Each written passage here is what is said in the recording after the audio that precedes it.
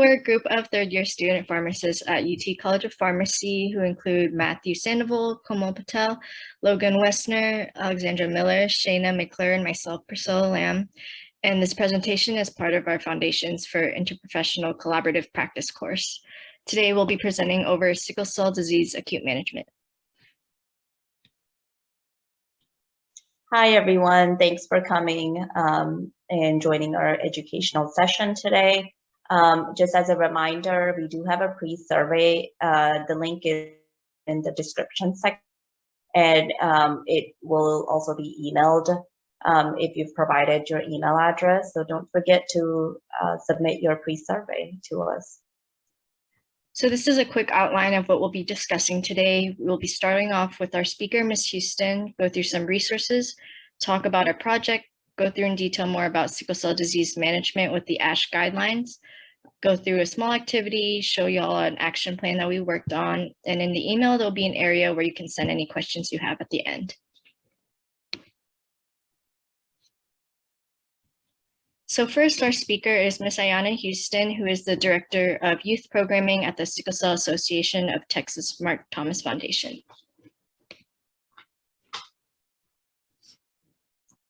Hi, my name is Ayanna Houston. I volunteer with the Sickle Cell Association of Texas Mark Thomas Foundation, and I also live with sickle cell anemia.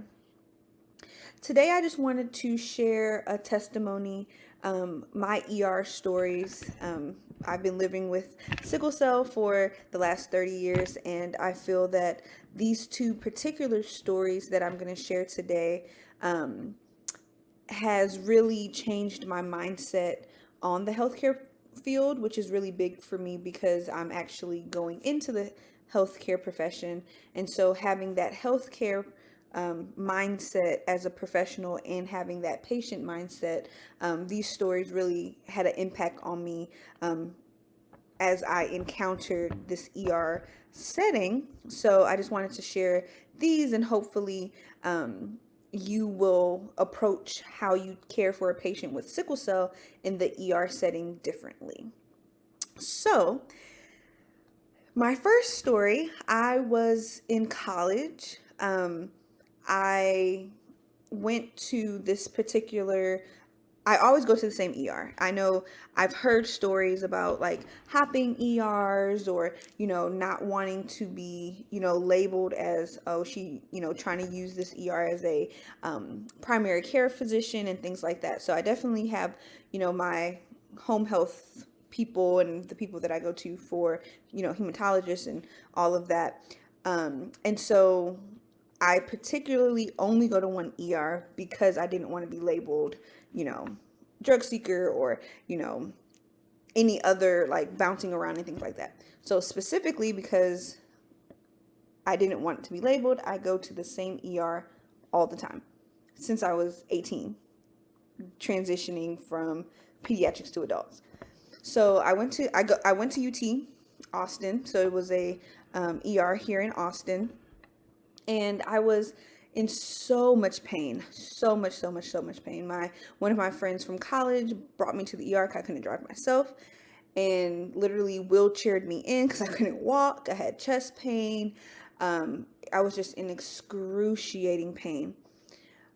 I got triaged because I had chest pain. They did an EKG, and they sent me right back to the waiting room. So I was confused because I was in so much pain, and I was literally in the ER for 6 hours.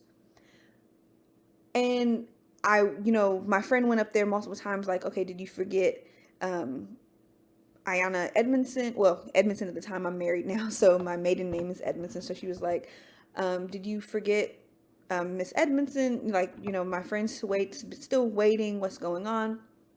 Oh yeah, we'll get to her. She's on our list. We triaged her, so we're just getting everyone that's triaged higher.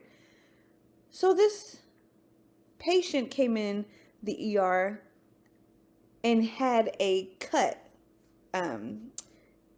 his arm with a glass or something like that. I've been in the ER so long that I knew everybody's story pretty much. Cut his arm with the glass.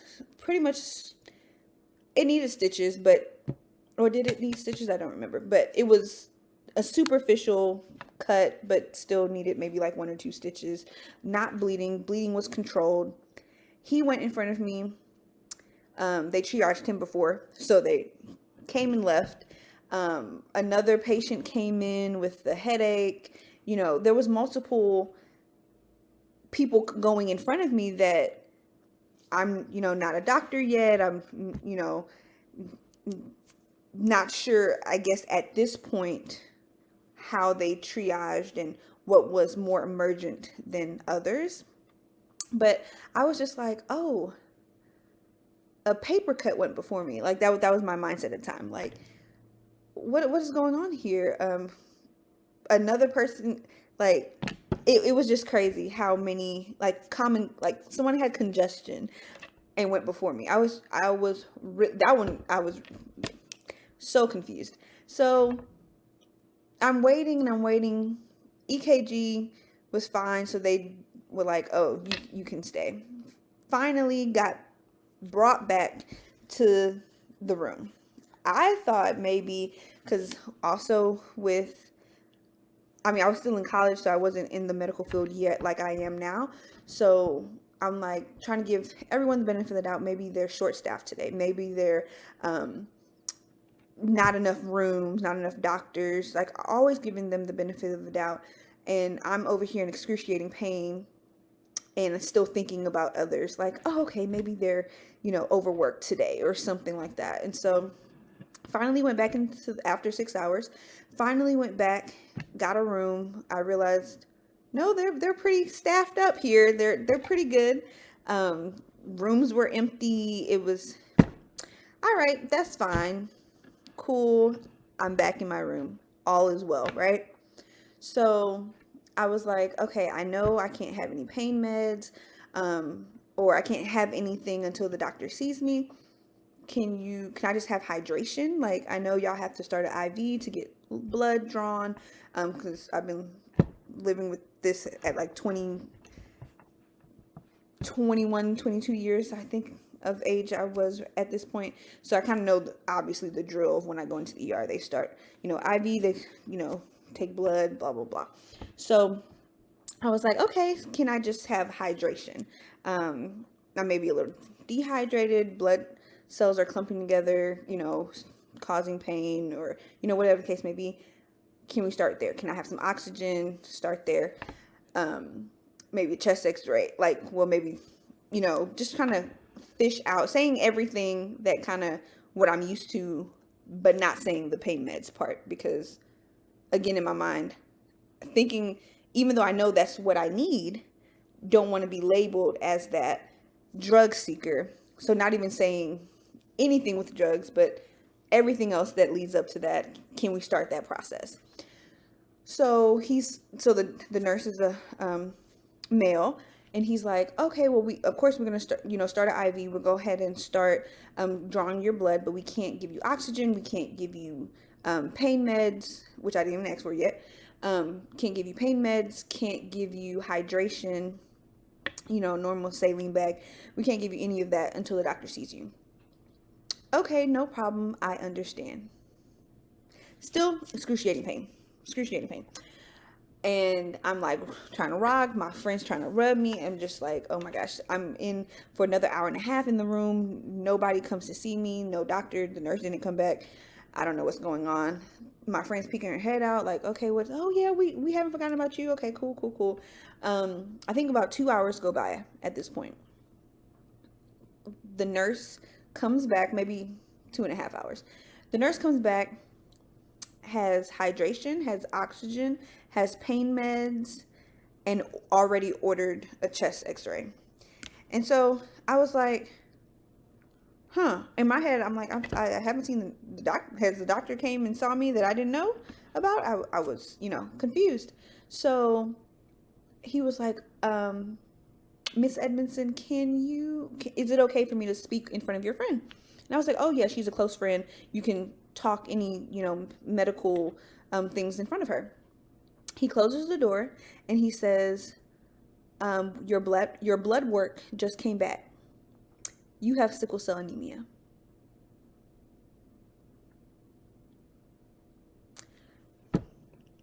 Sir, what is my chief complaint on my chart? I literally came in for a sickle cell crisis. Literally, I only come to one hospital, so all of the times I come to the hospital is for a sickle cell crisis. Were you trying to diagnose me here? Like, what? I was so baffled. So baffled. My friend was just like, sir, like we were confused. So he brought all of the stuff, got pain meds, hooked me up, all of this. They thought I was lying.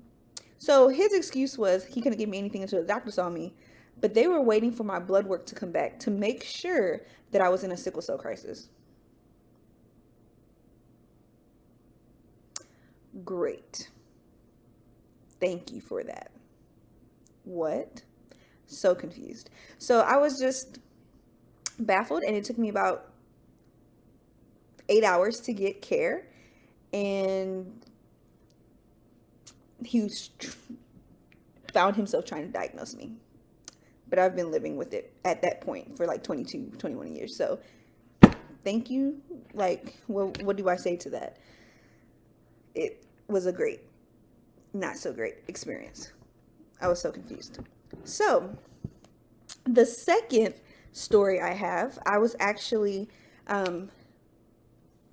in a workout class, and for the most part at this age, at the age that I was then, I know certain things that prevent crises, like, knowing your triggers, high altitudes, dehydration, being too hot, too cold. There's so many different triggers that individuals with sickle cell have.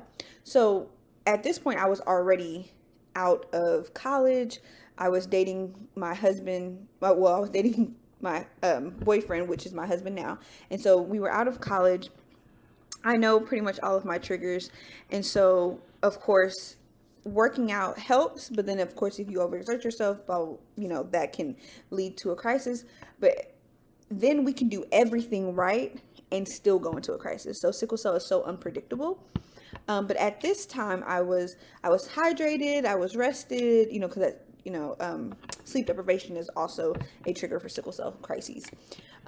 So I was in a workout class, hydrating a lot. My trainer knew that I had sickle cell. I'm very open about that, especially with, in that setting, because just in case something happens, for her to look out. And then of course not to overexert myself. So telling her everyone's doing 8 laps, I'm doing 3 or 4, like making sure that she understood why sometimes I couldn't push myself, or knowing how far I can push myself, kind of thing.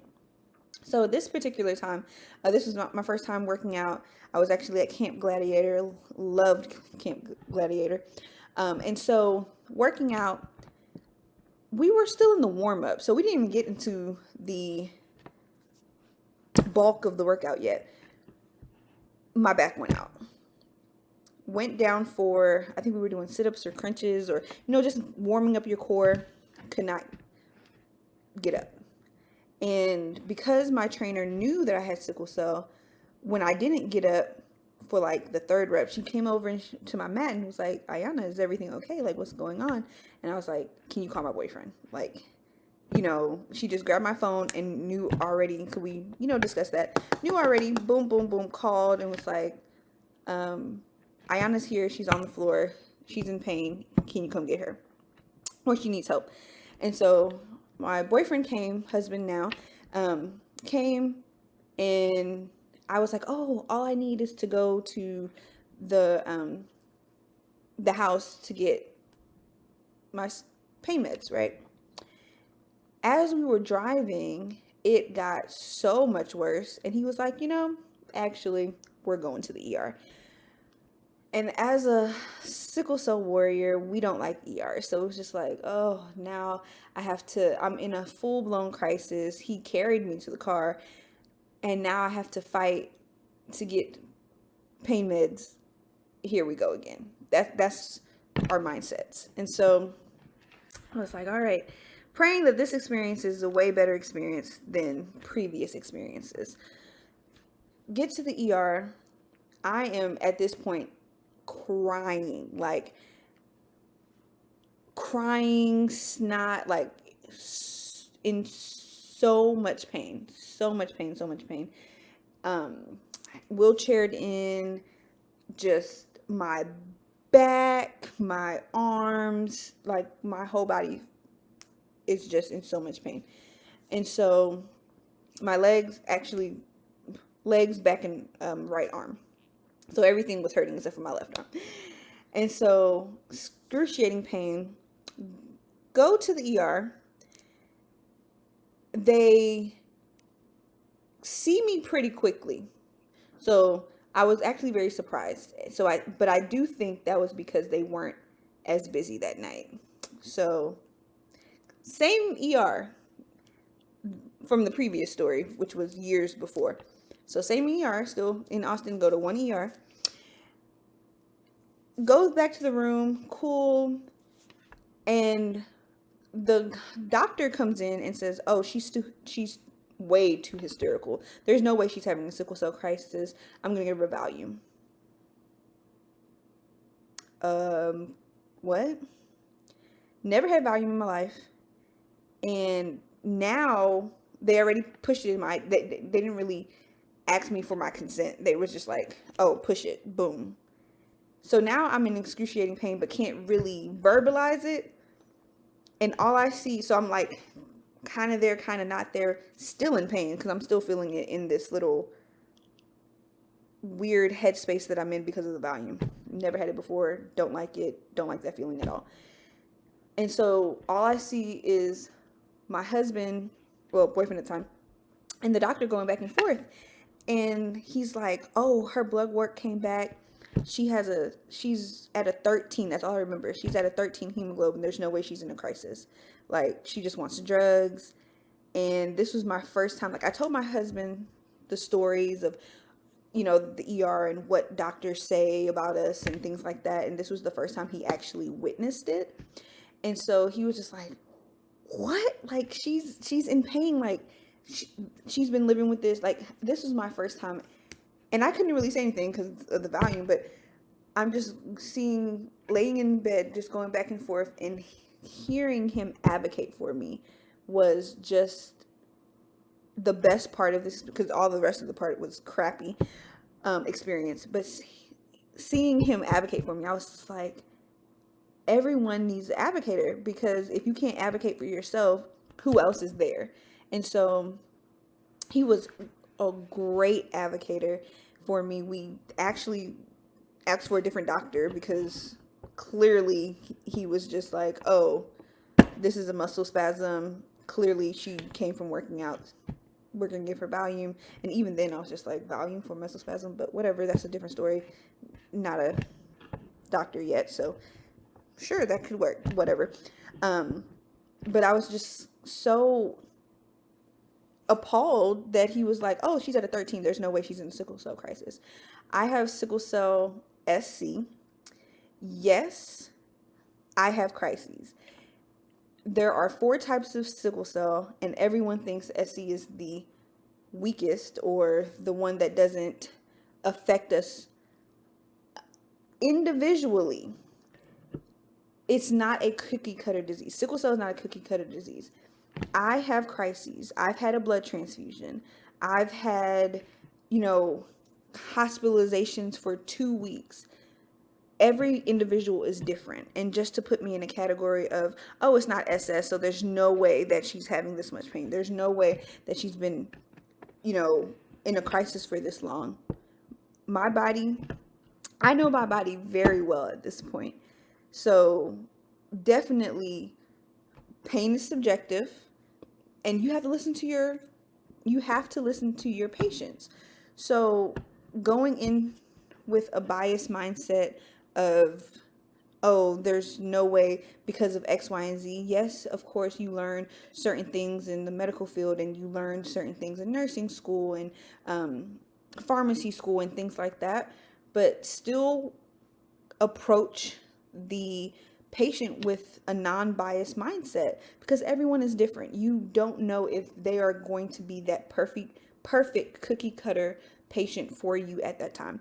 And so in this experience, it was just ridiculous that my husband had to advocate for me. I had to try to advocate for myself, to fight while in pain, in excruciating pain, just to get the care that we needed.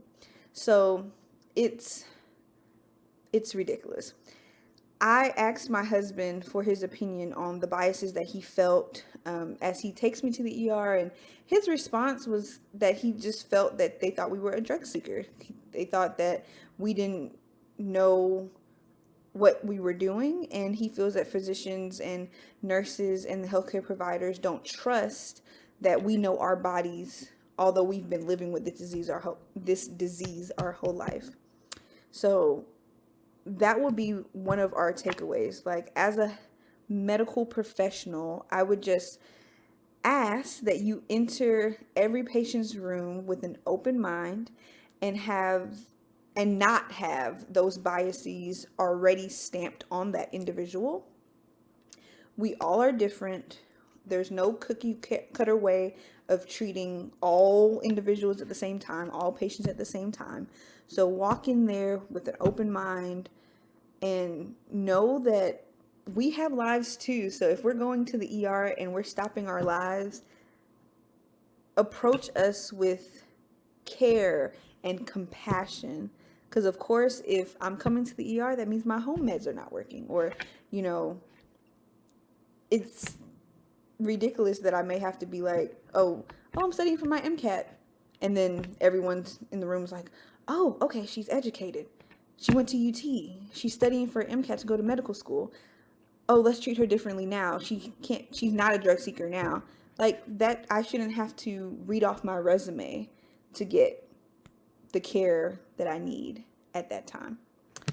Thank you for listening. I hope I helped at least one or two of you to just realize that we are patients, we are people, and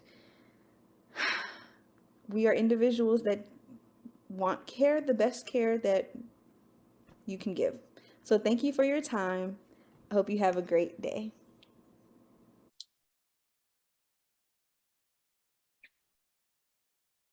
Hello, so my name is Matthew Sandoval. I'm going to be taking over for the education section here.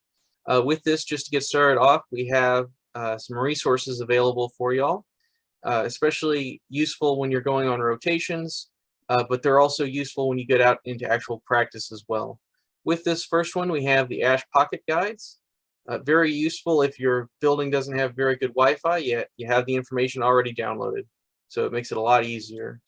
We also have the ASH Practice Guidelines, and with it they have an entire section on sickle cell disease and with VTE, and so with that it can be very useful as well. Hopefully these URLs are still up to date and working when y'all see this video. We also have a sickle cell disease point of care tool, and with this one it's from the American Society of Emergency Physicians. It contains a lot of information about how to communicate with patients, how to triage them, take a history. It gives recommendations for treatments, and it has several other lab factors, past medical history, thing like that, to make sure that you're properly making sure that you're assessing the patient completely. We have more information on here about some of the things that they cover, and with them you just hit the little drop down boxes in each section and it'll give you more specifics for each one. We also have resources for online use. With this, we have the full ASH guidelines and also the ASH pain-specific guidelines. With that, ASH, if you're not aware, is the American Society of Hematology. And with that, they post updates pretty regularly. And so you can always go there to see what their current guidance is.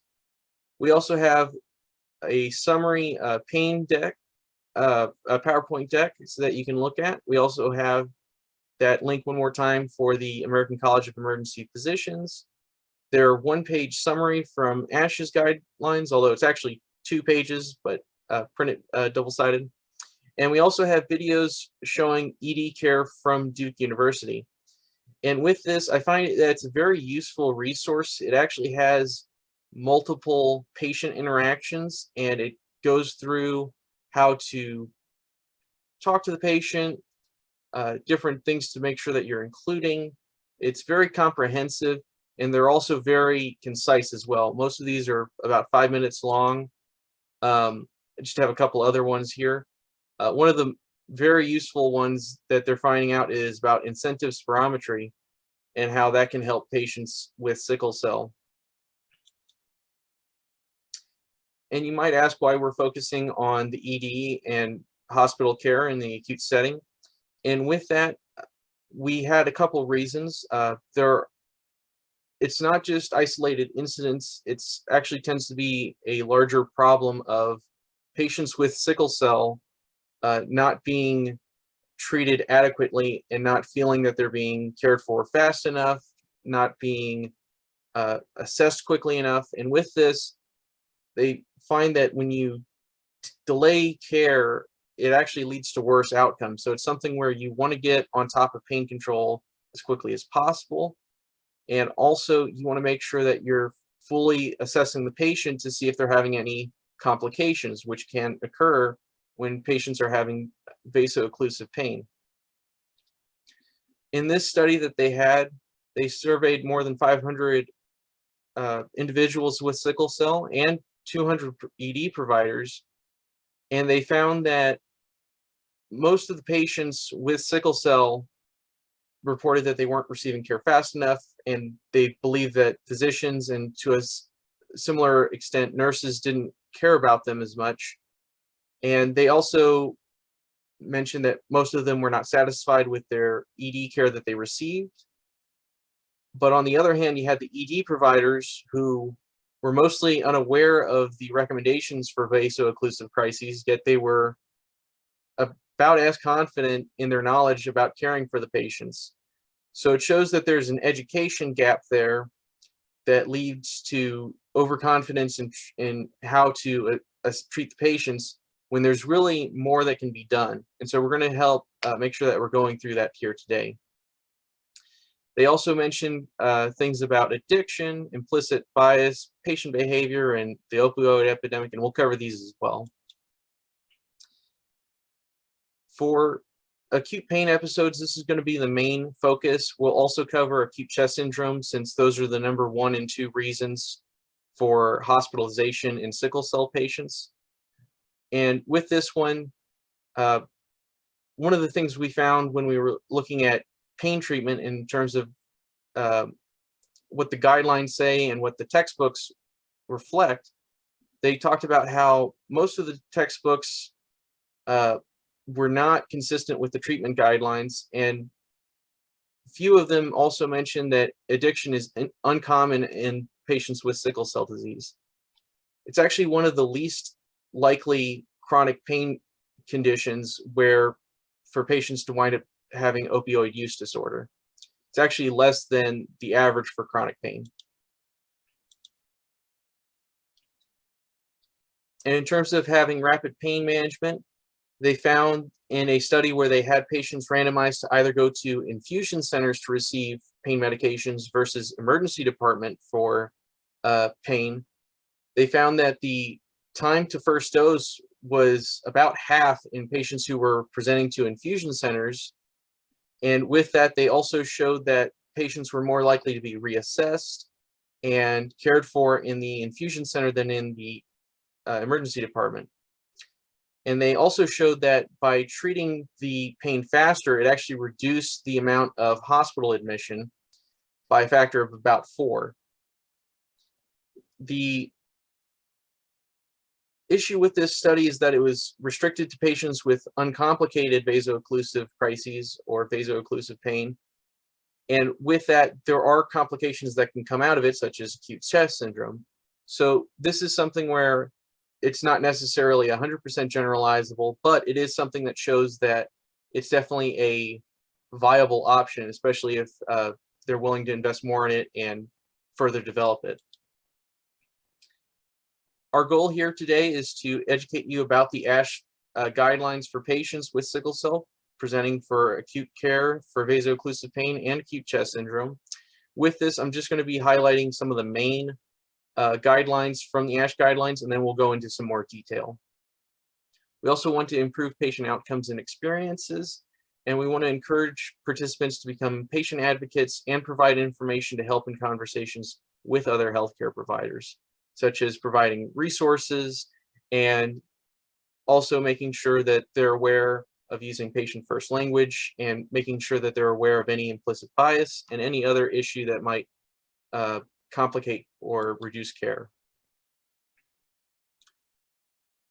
For the first recommendation we're going to cover, it's about having standardized protocols for acute sickle cell pain in an acute care setting. So the recommendation is to perform a rapid assessment within an hour of them arriving to the ED, and for them to be administered analgesia with frequent reassessments every 30 to 60 minutes to optimize pain control. The routes can include non-IV administration, so you don't have to wait for an IV line to get put in before you can give them pain medication. There are sub-Q options, and there's also intranasal options for rapid analgesia. With the intranasal option, one of those is fentanyl, and with it, it's just a nasal spray where it has a dose in it, and you can use that before you have to get an IV line in. This also applies to both adults and children. And we'll talk about how on most of these they're going to apply to both, but on some of them they'll apply just to adults or just to children. The next recommendation is about tailored opioid dosing. So rather than giving everyone you get X dose, you get Y dose, they talk about tailoring the dose to keep in mind what dose they're already on at home, what works for them in the past, and what doses work for them in the past.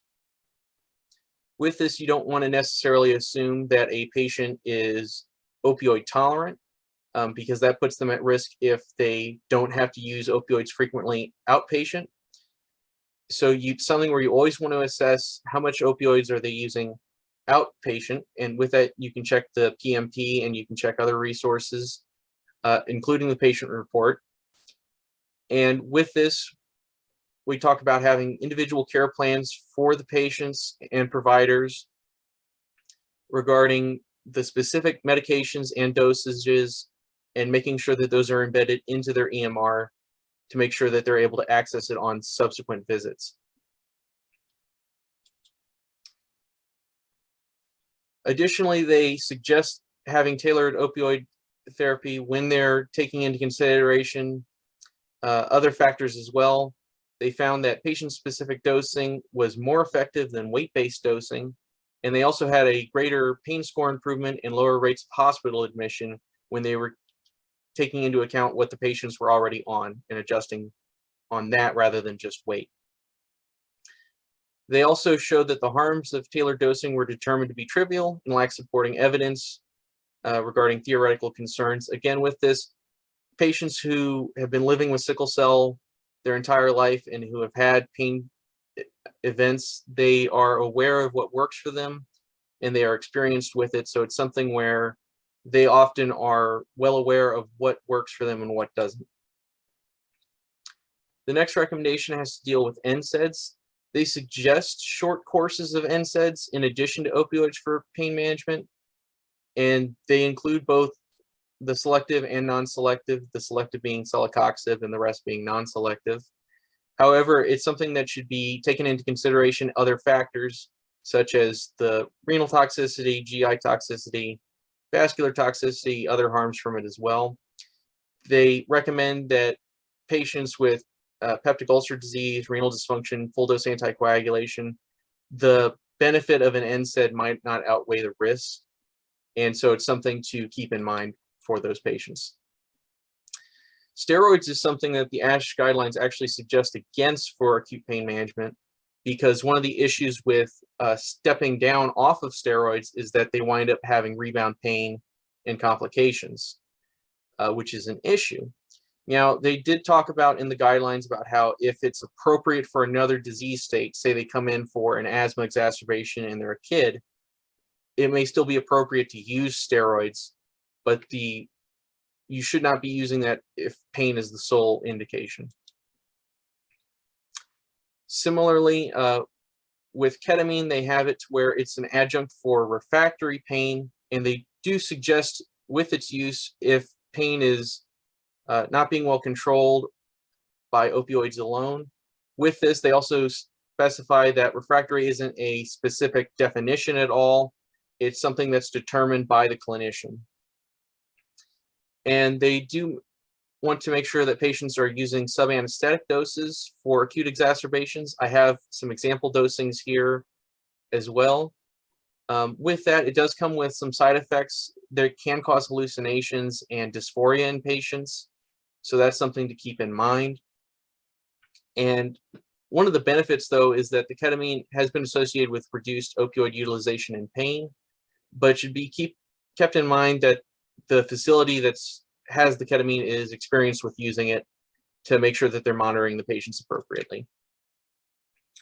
For regional anesthesia, this is an option as well for local pain that's refractory or ineffectively treated by opioids alone. This includes epidurals and peripheral nerve catheter delivery for multiple sites. One of the issues is that it's limited on where you can place those. So you're not going to be able to do it just for any given location. It's specific for the abdomen, the hip, or the leg. They also showed that this reduced opioid utilization, pain, and they helped improve patient satisfaction. There were some issues with this. One of the risks with epidurals is that they can become dislodged. It can also occur where they're not actually working in obtaining a blockade. And so that's something to keep in mind as well, especially infection risk as well. And it can cause urinary retention as well. For IV fluids for acute pain, the panel that was writing the guidelines determined not to make a recommendation for or against. One of the benefits of IV fluids is that they're very cheap and they're widely available. But with that, there's a risk that you have to keep in mind in patients who are older because they're more likely to have comorbidities such as cardiopulmonary dysfunction, renal dysfunction, nephrotoxic treatments, where giving them fluids might not be a good strategy, especially if they have like an AKI as well, due to, for example, from NSAIDs or from other medications, where they're then not going to be able to get that fluid off. In kids, though, it's more likely that the IV fluids are going to be appropriate. We're also going to talk about patient and interprofessional communication. With this, one of the important factors is to make sure that you're using unbiased and neutral communication. So you do not want to use derogatory terms to refer to patients with sickle cell disease. Instead, you want to use patient first language, such as a person with sickle cell disease or a patient with sickle cell disease. You can additionally add that they are experiencing an acute painful episode rather than saying a pain crisis. One of the reasons why we want to avoid pain crisis is that it is a catastrophizing language and it can be counterproductive and negatively impact the patient's perception of pain. And so using the more clinical terms can help cut down on that. With that, if their severe pain is not able to be controlled outpatient, they should be treated in the ED rapidly or in acute care setting to prevent progression of pain rather than waiting for it to worsen. One of the reasons this can happen is patients might be hesitant to go to the ED due to past negative experiences with it, not having a lot of confidence in it. Sometimes cost is an issue as well. And so these are all things that can lead to potential delays in care. And so it's important that we work on our end to make sure that we are making it to where patients are having more positive experiences in the ED, so they're more likely to go in when they need to. We also want to make sure that y'all are aware of the impact of structural racism and implicit bias in sickle cell disease. With this, I have an article here where they talked about racism and sickle cell disease. And they talk about how even though sickle cell disease has been described for 100 years, the treatments for it have been about the same. And with cystic fibrosis patients, it's similar to sickle cell disease. It's both an inherited disease, it's progressive, it's life-threatening, it decreases quality of life and lifespan.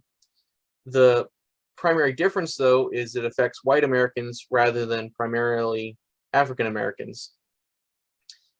And they go on to talk about how cystic fibrosis affects about a third as many Americans than sickle cell disease, but they receive 7 to 11 times more funding per patient. And so there winds up being this disparity in medication development and outcomes. And so they go on to talk about how only 4 medications had been approved for sickle cell disease, whereas 15 had been approved for cystic fibrosis. And so this is something that we should all keep in mind when we're working and when we're helping patients with sickle cell, to make sure that we are doing as much as we can to help them, and keeping in mind our own possible implicit bias, and also the effects of the structures such as laws and rules that have been in place for many years. We also want to know that y'all should identify and correct misconceptions when you see them. For example, patient requests for specific pain medications or doses are often based on past experience and not drug-seeking behavior. One of the things that articles have mentioned is drug overdose from opioids is actually very rare in patients with sickle cell disease. And with this, as we talked about before, past experience is a key factor to keep in mind. For evaluating pain, the gold standard for pain assessment is the patient's report. There's no lab value or vital sign change combination that can be used to determine whether or not they're in pain. With this, you should take the patient at their word and treat them appropriately. You want to provide early and aggressive pain management, because aggressive pain management has been shown to decrease the amount of patients who wind up becoming admitted to the hospital. It also decreased length of stay and ED visits.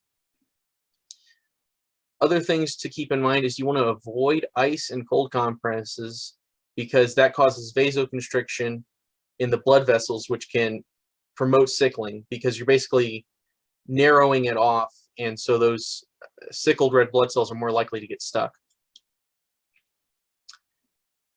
For patients with sickle cell disease, an important thing to talk about after you've treated them is to assess their medication adherence, see if there's any barriers present.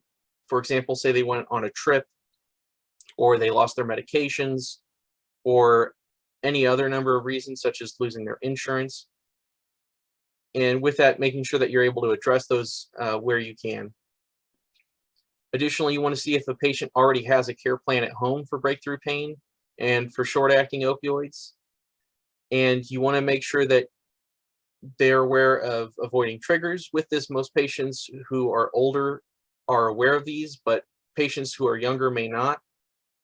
So with that, keeping in mind temperature extremes, very hot or very cold, stress, inadequate hydration, respiratory triggers, all of these can trigger sickle cell exacerbations, including vaso-occlusion and acute chest syndrome. You also want to assess their current medication regimen and treatments for sickle cell disease. There are options other than hydroxyurea. Some patients who are doing worse off can get regular transfusions to make sure that they are being prophylaxed, essentially, to make sure that they're not going to have as many exacerbations. Indari is a newer option, so is Adakveo and Oxbryta. With those, there's also neuropathic pain management. And with those would be things like gabapentin, for example. You also want to make sure that patients have established care with a hematologist in the area, especially if they have moved recently and they haven't set anything up yet, trying to link them up to care outpatient. Also making sure that patients are up to date on all vaccinations. Next, we're going to talk about acute vaso-occlusive pain. With this one, you want to obtain vital signs, labs, and you want to look for other complications such as acute chest syndrome. I'm going to use ACS here for acute chest syndrome and not acute coronary syndrome. So just keep that in mind. Generally, when you see it outpatient, or I should say, when you see it out and about, it's generally acute coronary syndrome. But in this context of sickle cell, it's acute chest. For vaso-occlusive pain, transfusions are not for isolated, uncomplicated vaso-occlusive pain. So if they have no other complications going on and they're simply in pain, you don't need to do transfusions. There are risks associated with transfusions, and giving them just adequate pain management is likely to resolve an uncomplicated pain episode.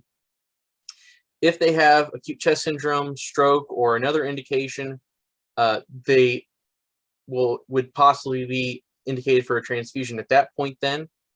So that would be situations where you might see that then. Additionally, IV fluids if a patient is hypovolemic. With that, patients who are dehydrated are at risk for having vaso-occlusive pain. And so if you see a patient who is hypovolemic, you want to go ahead and give them fluids. Heart rate's not a reliable indicator in this situation, so keep that in mind. Similarly, specific gravity of the urine can be inaccurate as well because of nephropathy, which can occur because of damage due to sickle cell. With this, you want to give them just a small bolus at first, 500 mils to a liter, and you want to closely monitor them. You want to make sure that you're avoiding giving them too much sodium, though, because that can promote sickling as well. And then you just want to give maintenance fluids containing at least a quarter NS. You also want to encourage patients to drink fluids by mouth if they're able to do that as well, so that you're not having to give them as many fluids. Additionally, oxygen is an important factor in a lot of situations. However, if they are just having acute vaso-occlusive pain and they don't have a significant decrease in their hemoglobin oxygen saturation from baseline, you want to avoid giving oxygen up front. The reason why is if a patient does wind up having a decrease in their hemoglobin oxygen saturation, you can be masking that because you've already started it where your baseline was showing a higher amount. So you want to wait until their O2 sat has dropped by 4% or more, just to make sure that you are giving it when appropriate and that you're not covering it up so that when you pull it off later, you realize that there's an issue there. Additionally, for vaso-occlusive pain, you want to make sure that you are initiating pain medication ideally within 30 minutes, and the patient should be triaged within 15 minutes. Those goals mentioned earlier by the guidelines are more of a you shall or you should. These are goals to strive for, though, making sure that patients are able to get in very quickly and get pain management very quickly as well. There is a system, a rating system called an Emergency Severity Index, and with that, a rating of 2 should be assigned to patients who are coming in for vaso-occlusive pain. For example, a 1 would be a most urgent situation. Think of like a stroke or a car accident, whereas 5 would be least urgent, say a scrape on the knee from being outside. With this, IV opioids such as morphine or hydromorphone should be used ideally. Intranasal fentanyl is an option, as I mentioned earlier, while you're waiting on IV access. The maximum amount that you can give is 2 doses, 5 to 10 minutes apart. And they've used it down to ages 3 and up. However, the trials where they used it in children who were 3 and older did not have sickle cell disease in the study. You also want to reassess pain every 20 minutes after morphine or 5 to 10 minutes after hydromorphone. The reason why is because these do have slight delays in their onset, or differences, I should say, in their onset of action. So that's why you want to assess them at different times. You can also repeat doses every 20 to 30 minutes to make sure that they're achieving pain relief. And when you're giving these repeat doses, you want to give them at 20 to 50% of the initial dose, depending on your clinical judgment on how opioid resistant they likely are, and other factors as well, in terms of how close are you to achieving adequate pain relief. But you don't want to keep giving full doses that quickly. So that's why you reduce the dose. If pain's not relieved after 3 or more doses of the morphine or the hydromorphone, you want to hospitalize them and you want to give them round-the-clock analgesia. Example of that would be a PCA, patient-controlled analgesia, where there's a continuous infusion where they're able to also give themselves bolus doses. For vaso-occlusive pain, it's important that you avoid ketorolac in adults because it has a high risk of AKI, acute kidney injury, and it can reach as high as 63% for each additional day on ketorolac. So you really want to avoid NSAIDs, including, sorry, I should say, you also want to avoid NSAIDs other than ketorolac as well. Next, we're going to talk about acute chest syndrome. With this, acute chest syndrome is defined as a new radiodensity on a chest radiograph with respiratory symptoms. One of the issues is it's difficult to reliably distinguish between acute chest syndrome and pneumonia without acute chest syndrome. So you empirically treat patients with acute chest syndrome for community-acquired pneumonia, because pneumonia automatically meets the definition for acute chest syndrome in these patients. So again, if you see a patient who's coming in for acute chest syndrome, you want to make sure that they're being treated for CAP. And with that, you'd use antibiotics specific for y'all's hospital if you have your own version that you use depending on local resistance. For acute chest syndrome, it does have a higher mortality and severity in adults when compared to children. Transfusions can be indicated. If patients are having moderate acute chest syndrome, they might just get a simple transfusion, which is basically just giving blood, whereas an exchange transfusion is used for severe acute chest syndrome. That's where they're taking both blood out of you and putting blood into you, is a simplified way to think about it. For patients with hemoglobin S and hemoglobin S beta thalassemia genotypes, they're more severe and they're a higher risk for acute chest syndrome. And they found that higher levels of fetal hemoglobin are protective. So that's one of the things that hydroxyurea helps with. For pathophysiology, it's, as mentioned earlier, it's not to be confused with acute coronary syndrome. Acute chest syndrome, while it's the second major cause of hospitalization in patients with sickle cell, it's the #1 cause of death in patients with sickle cell.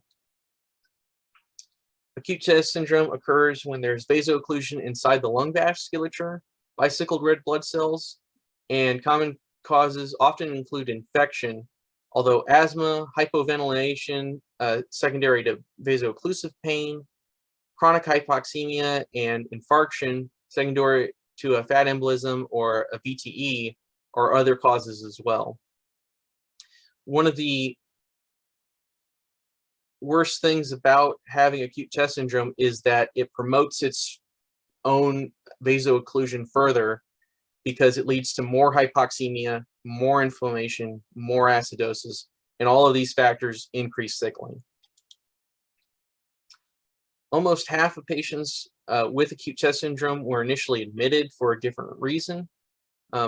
Most patients were admitted with vaso-occlusive pain, and then within 2 to 3 days of them being in the hospital after being admitted, they wind up developing it. Fat embolism is an important cause here that we're going to talk about a little bit later on. And with that one, it's documented to cause 44 to 70% of the acute chest syndrome episodes in adults. About half of patients with sickle cell disease will have at least one episode of acute chest syndrome in their lifetime. 78% of these episodes are linked to vaso-occlusive pain and generally happen within 2 to 3 days of hospital admission. It's often due to bone marrow or fat emboli in adults. And with this, there's some independent risk factors for acute chest syndrome, such as having a persistently high pain score, which is one of the reasons why you want to treat them aggressively up front. pain that's localized to the abdomen, spine, or more than 2 limbs, patients who have a high reticulocyte count or a high neutrophil count. There is a subset called rapidly progressive acute chest syndrome. With this one, it's respiratory failure within 24 hours of onset of respiratory symptoms. It's associated with much higher incidences of complications and mortality, including acute kidney injury, hepatic dysfunction, altered mental status, multi-organ failure. About 20% of adults with a history of acute chest syndrome will wind up developing it. With this, the only predictor they have for acute chest syndrome that's rapidly progressive is a decline in platelets at presentation. So that's something you always want to look for when you're having patients come in and be admitted, is that you're monitoring their platelet levels. A leukoerythroblastic picture is something that can be seen on a slide. With it, they'll describe teardrop or dacrocytes for red blood cells. Imagine taking a red blood cell and grabbing an edge and smearing it. You know, it looks like a teardrop almost. There's also going to be immature white blood cells and nucleated red blood cells. With this, it points to bone marrow necrosis and fat embolism, which can be fatal if they don't treat it rapidly with an exchange transfusion. One of the things about the bone marrow necrosis is, since you don't have as much production there, you're trying to send out more immature cells to try to replete it. And so that's why you'll see the immature white blood cells, the nucleated red blood cells, where they haven't finished yet, basically. There's also fat embolism syndrome in sickle cell disease. With this one, bone marrow necrosis resulting in the fat embolism syndrome can cause severe neurological damage and has a very high mortality, 5 to 15%. And fat embolism syndrome with pulmonary fat embolism can trigger acute chest syndrome and multi-organ failure syndrome. Patients who present with this are going to have neurological abnormalities, a petechial rash, which can be seen as like small red flat spots on the skin, and having hypoxemia. It's actually linked to the less severe versions of sickle cell disease. So that is hemoglobin SC and the S beta plus thalassemia. It is underdiagnosed, so that's another reason why I'm bringing it up here, is to make sure that you're being aware and vigilant for it. It's frequently seen in patients with parvovirus B19 infections. You can see extremely high serum ferritin levels when you do labs for them, and it does require urgent exchange transfusion and supportive care, such as fluid resuscitation and respiratory support. Some studies will talk about using a bronchoalveolar lavage to detect fat embolism, but it's usually not done because failure to detect doesn't rule it out. It's non-specific, and also it's very invasive for patients who are being treated for pain. They really don't want to undergo that usually. For diagnosis of acute chest syndrome, as mentioned before, it's a very broad definition where there's a new pulmonary infiltrate with respiratory symptoms and or a fever. There's also a new pulmonary consolidation in one or more of the following factors. So a fever, a decrease in O2, tachypnea, intercostal retraction, nasal flaring, use of accessory muscles of respiration. With that, it shows that you're having to work harder to breathe, usually because you're in a lot of pain. Chest pain is another qualifier, so is cough, wheezing, and rales. For labs, CBC with differential platelets and reticulocytes is important to get. So is a blood type and cross match for if you need to do a transfusion. Their sickle hemoglobin percent, and also a few other labs as well, including to see if they have COVID-19 potentially.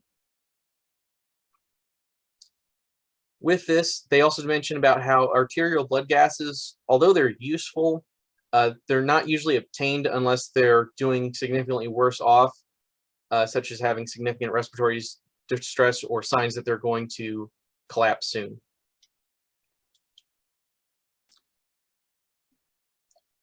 For patients who have sickle cell and have they are at an increased risk of getting COVID-19. With this, patients should be screened, and those who test positive can have an excellent recovery if they rapidly detect and treat it. With this, luckily, vaccinations are available, and you should encourage any patients who are not vaccinated fully to make sure that they are vaccinated, including any third and fourth doses as those are available and approved. For pain management, you want to monitor for oversedation. A sign of oversedation would be decreased respiration and oxygen, which is a sign of both respiratory depression, but it can also be seen from being in acute pain. So patients who are in intense pain might already be breathing less than they normally do. So while it's important to look at the respiration, if they already have decreased respiration and you're giving them opioids, you want to be aware that you're trying to treat the pain that's causing them to have trouble breathing, and they don't necessarily have CNS or respiratory depression yet. So that's the thing to keep in mind.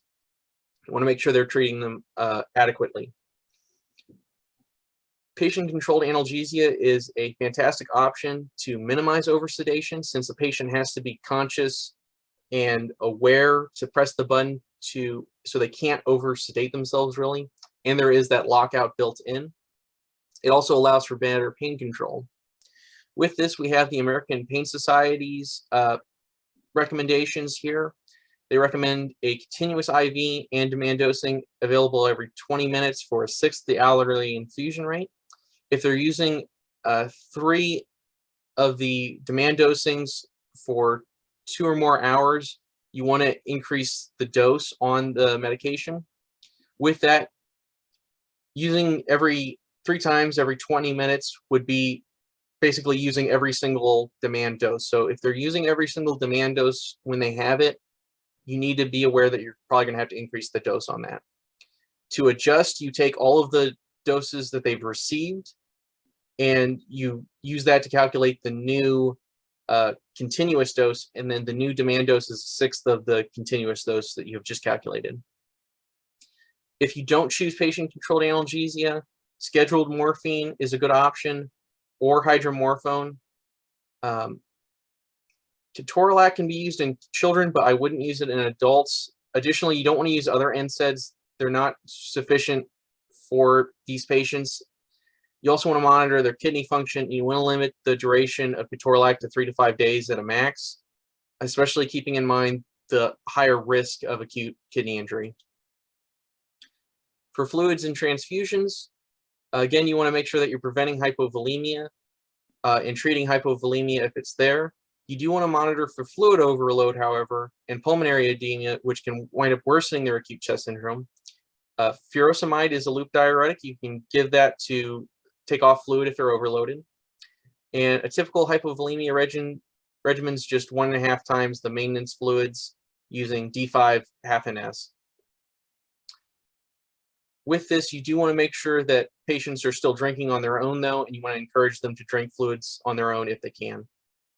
You also want to avoid hypernatremia.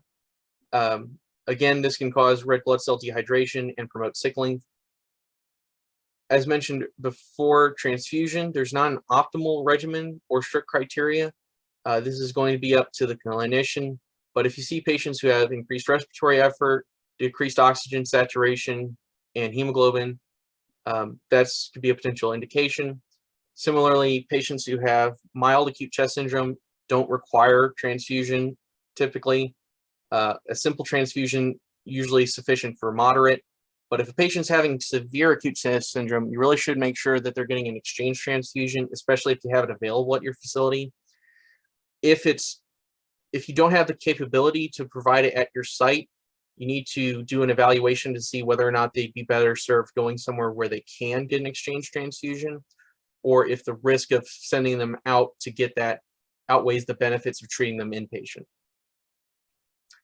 For a simple transfusion, your goal is simply to increase the hemoglobin to 10 grams per deciliter, but if they're moderate to severe, such as having more than one lobe affected, their oxygen requirements being 4 plus liters on the nasal cannula for an oxygen saturation of 92%. Your goal is also going to be to achieve a hemoglobin of 10, and you want their sickled hemoglobin to be less than 30%. Antibiotics are also another important factor. As mentioned before, you want to empirically treat for community-acquired pneumonia. Most commonly, that includes the atypicals, which is chlamydia and mycoplasma, and you want to also cover streptococcus pneumoniae and Haemophilus influenza. For antibiotic selection, these are just kind of general ones, but you want to go with the third-gen cephalosporin. Caution in ceftriaxone. There's a risk for an adverse reaction there where it's best to just avoid that one. You can also combine you should combine the third-gen cephalosporin with a macrolide, or optionally you can do a fourth-gen fluoroquinolone for the add-on. The cefotaxime with azithromycin or amoxicillin can be used as a monotherapy. So with that one, again, you have that cephalosporin with the macrolide, or you can just do the fluoroquinolone by itself. So those are your two options there if you're looking for general. Additionally, there's vancomycin, which can be added on and should be added on if they're severely ill and they have large progressive pulmonary infiltrates, because you want to make sure that you're covering them from MRSA as well. With glucocorticoids, you want to use this cautiously and avoid usually. Some studies have shown that it has decreased length of stay but had a high rate of recurrence of pain on discontinuation. And you might want to have an argument that it's best to treat them in their acute situation that they're going to be at a more severe risk for, and then deal with the pain afterwards. So that's something to keep in mind. So they showed that mostly in children, but it's generally not indicated unless they have a rapid and progressive respiratory decline or an asthma exacerbation or another reason where you'd get glucocorticoids. So those are things to keep in mind. Incentive spirometry is a great way at preventing acute chest syndrome. With that, they just do a max of 10 breaths, or 10 maximal breaths, I should say, every 2 hours while they're awake. It's shown to reduce acute chest syndrome development from 42% all the way down to 5%. They haven't studied it to prevent worsening in patients who already have acute chest syndrome, but it can be continued after acute chest syndrome is diagnosed, and I would recommend that you continue to do that. For supplemental oxygen, you want to give that if they're hypoxic, such as their O2 sat being less than 92%, or they have a 4% or higher decrease compared to their baseline. You also want to make sure that there's VT prophylaxis done in adults. Children don't typically need it. However, if they have additional risk factors, you can consider using it as well. These are typically going to be your low molecular weight heparins, so like enoxaparin. You might use unfractionated heparin potentially, or fondaparinux as well. For preventing recurrence, you want to look at their therapy that they're on outpatient and see if there's any deficits there, if there's any barriers to care, anything at all that you can potentially try and address. And you also want to make sure that they're going to a patient or a provider outpatient in order to be seen for it. Hydroxyurea in chronic transfusion therapy, they've shown that this decreases the frequency of both the pain episodes and acute chest. With this, transfusion therapy is generally separated into two forms: a short course where it's less than 6 months, or a long-term course to reduce the acute chest syndrome risk during high-risk periods, such as during the wintertime when they're transitioning to hydroxyurea if they've been off of it, or for those who have had 2 or more episodes of acute chest syndrome in the past 24 months. Usually you do these transfusions every 4 to 6 weeks. You want to make sure that their sickled hemoglobin is less than 50%. Compare that to the less than 30% we were wanting earlier with the exchange transfusions for treatment. In this situation, we're doing it for prevention, so we're not as strict for the sickle cell, for the sickled hemoglobin, I should say. And you want to continue this for about 1 to 2 years on these long-term regimens if they're having frequent moderate to severe episodes. For children with sickle cell disease, they should be given prophylactic penicillin until they're at least 5 years old. Again, this is to help prevent pneumonia. So with that, the dose from 3 months to 3 years and 3 years to 5 years is down there below. And it's just simple penicillin for treating it. An alternative is you can give erythromycin if they have an allergy to penicillin. So you can keep that in mind as well. Stem cell transplant is a lifelong cure, but it's usually limited to children and adolescents with a matched sibling donor. It's unfortunate at this moment that there's not more therapies available for patients with sickle cell to get cured potentially, but potentially gene therapy options further down the road are available that might help further reduce this. For outpatient interventions as well, if children are at risk, you want to have them practice using nasal masks at home just to make sure that they're becoming familiar with it and they're less frightened by treatment. With it, you want to make sure that if they were to wind up to go into the hospital and get treatment, that they're not being scared by the thing that's trying to be used to help them. So helping make them familiar with it can help decrease that. For children and adults with multiple episodes, you want to receive an evaluation and treatment for asthma, because this can occur quite frequently in patients with sickle cell. You also want to look at other disease-modifying therapies if hydroxyurea is not working well enough, such as crizanlizumab, the L-glutamine, can be useful in reducing vaso-occlusive pain. Voxelotor was an option that I included earlier, but it actually failed to show a pain reduction in a randomized controlled trial, so it's less optimal. I would go with crizanlizumab or L-glutamine first.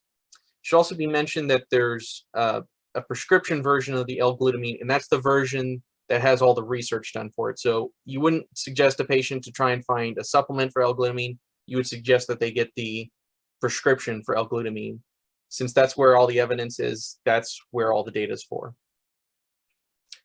You also want to make sure, as I mentioned earlier, that they have established care, that they're aware that for fevers, they need to seek medical attention, vaccine status, pain medication outpatient, bowel regimens for OIC, opioid-induced constipation, and non-pharm strategies. Heat can be appropriate, but you don't want to give too much heat. In a similar way, hydration and a distraction is useful, but you want to avoid ice because ice can promote sickling. With this, we're going to have a password in the post survey that y'all are going to fill out. With that one, the password for it's going to be transfusion. You can either have it capitalized or lowercase. So keep that in mind. With that, we're just using that to ensure that you've made it all the way through the lecture portion. And after you've typed that in, you can go ahead and watch the rest of the lecture here. We recommend that you do the post survey at the very end, though.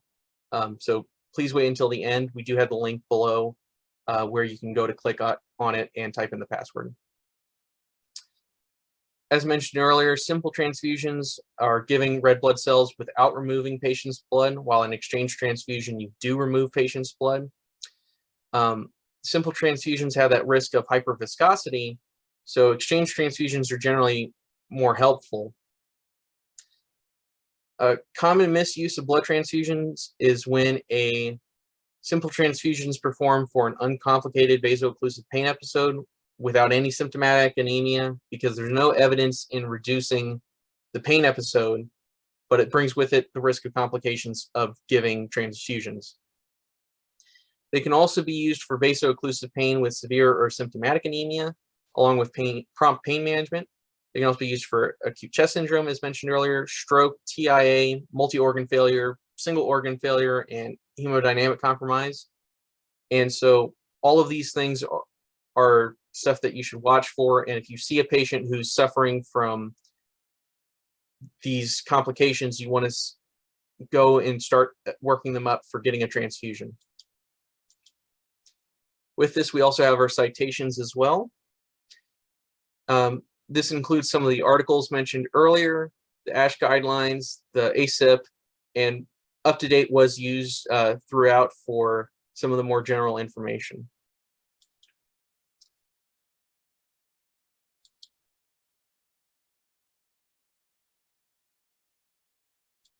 Hi, everyone. My name is Komal Patel, and I will be going over the interaction activity today.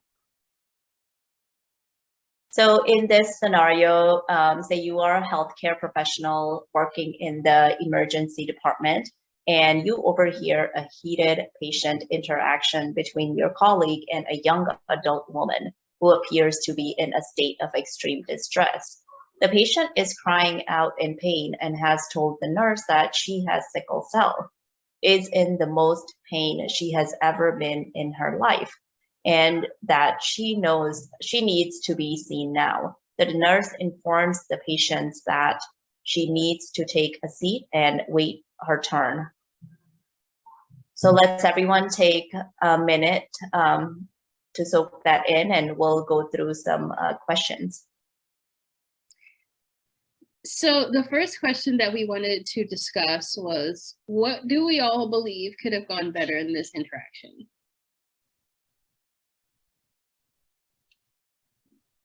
I feel like one thing that could have gone better in this interaction would be, as we've talked about in this presentation, how important it is to listen to the patient and have them be the source of their pain scale and really describe their own symptoms. So I think the healthcare provider could have stepped in and helped listen to the patient. Agreed. And telling the patient to sit down and wait kind of goes against the ASH guidelines that we mentioned, which did say that the patient needs to be seen within 30 minutes. And that's worth noting as well. Thank you. And our second question, what sort of things went well in this interaction, if anything? One thing that might seem a bit interesting is that the patient is doing something that is a good strategy, and that is advocating for themselves. One of the things that patients with sickle cell or any disease where they're trying to advocate for themselves can do is to bring along someone to also advocate for them as well, such as having a family friend or another member that they know well come and help advocate for the patient to help make sure that they're being seen appropriately, because patients with sickle cell may be going under vaso-occlusive pain and not have a lot of strength in them to advocate for themselves, especially if they're been dealing with a pain episode for multiple hours and are just trying to get it dealt with, and they're just kind of tired. It can help to have people advocate for them on their behalf, whether it's a family member, a friend, or even another healthcare provider who sees the interaction and decides to step in.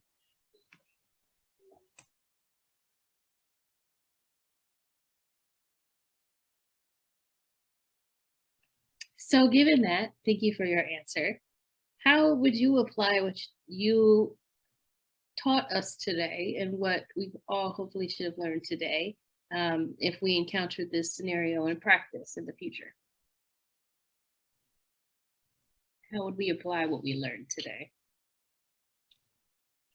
I personally will make sure to treat every person as an individual, even if something might look like a novel situation, still to listen to the patient and take their concerns seriously, I think is really important. And we stress a lot the importance of individualizing care. And I think that's another thing that I will take with me in practice.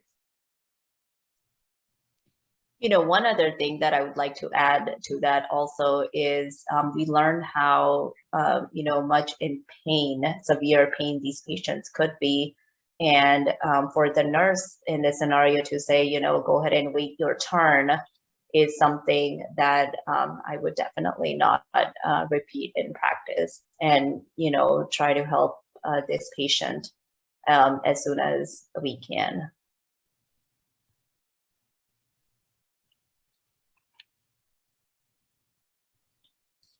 For me, I would be better at communicating with patients and making sure that they're being seen at an appropriate time.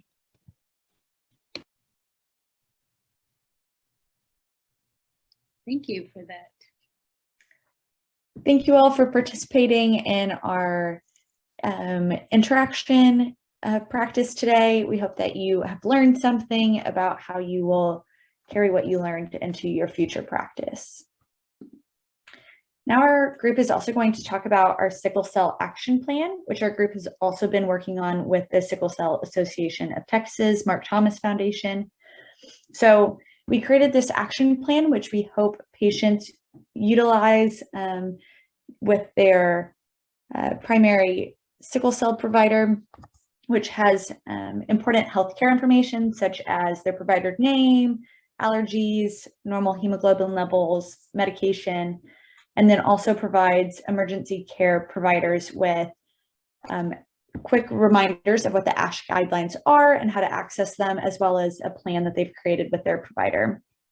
So some of our goals in creating it were to provide the quick reference to important patient history, to remind emergency care providers of the ASH guidelines for acute care management, and encourage collaboration between acute care providers and primary sickle cell providers by creating shared plans for the most common acute conditions that bring patients with sickle cell disease to the ER.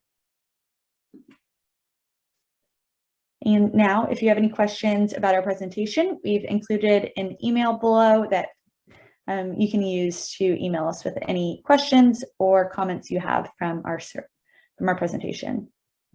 Thanks everyone for joining us today. I hope you learned a lot and enjoyed this presentation on sickle cell disease.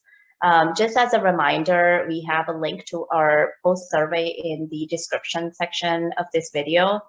So please fill that out. And there is also a password that in the presentation section. So if you need that again, just go back, rewind it, and watch that section again, and you'll find the password to the post survey questions. Thank you.